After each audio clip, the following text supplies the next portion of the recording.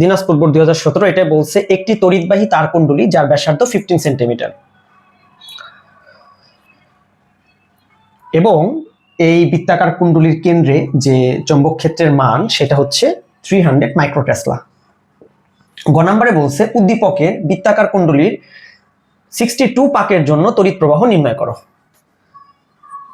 তাহলে দেখো তো বৃত্তাকার কুণ্ডলীর আমরা কি জানি, বৃত্তাকার কুণ্ডলীর কেন্দ্রে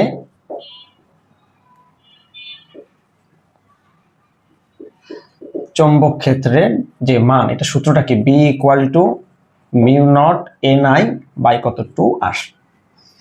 এবার এখানে দেখো তো কতগুলো পাক সংখ্যা বলা আছে, 62।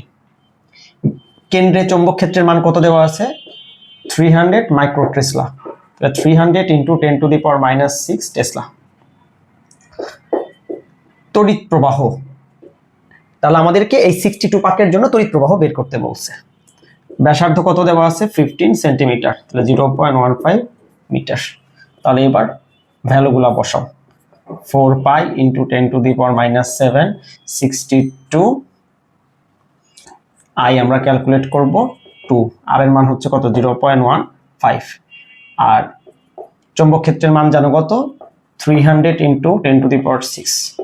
তাহলে এখান থেকে আই ইকুয়াল টু, আগে সাইজ করে নিলে ভালো হইতো, I equal to 300 10 to the power -6, 2 into 0.15, 4 pi into 10 to the power -7, 62। তোমরা এখান থেকে আগে সাইজ করে নিবা। তাহলে 300 into 10 to the power -6 into 2 into 0.15, 4 into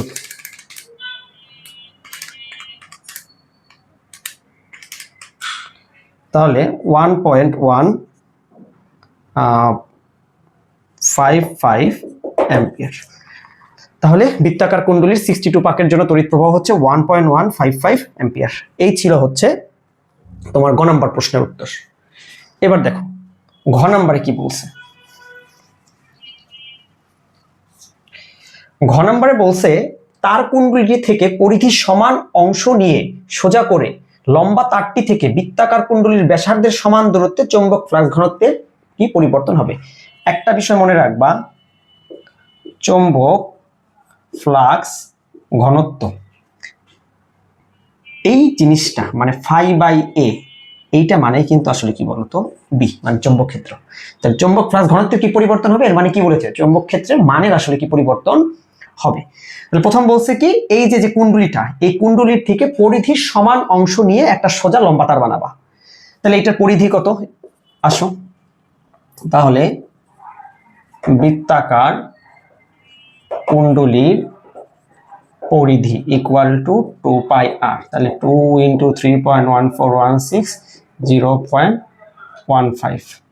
okay, 2 into 3.1416 into 0.15, তাহলে 0.94248 মিটার।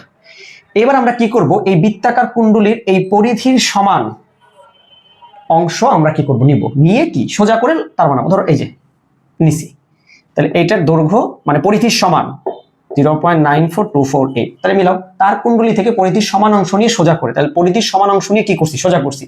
সোজা করে কি বলছে, বৃত্তাকার কুণ্ডলীর ব্যাসার্ধের সমান দূরত্বে। তাহলে এখান থেকে এই যে বৃত্তাকার কুণ্ডলীর ব্যাসার্ধ ছিল কত, 15 সেন্টিমিটার, এখান থেকে 0.15 মিটার লম্ব দূরত্বে ধরো এই বিন্দুতে আমরা ফিল্ডের মান বের করব।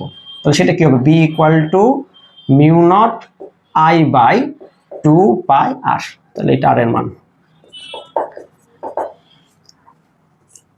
তাহলে 4 pi into 10 to the power -7, 1.155, 2 pi into 0.15।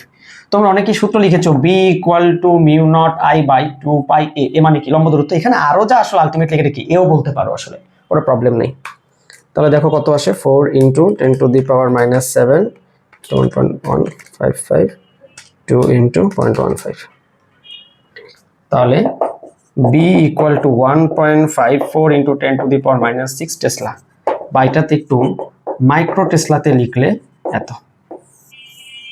তাহলে চৌম্বক ফ্লাক্সের কি পরিবর্তন হবে, তাহলে পরিবর্তন 300 থেকে 1.54 বাদ দাও, তাহলে দেখো কত আসে,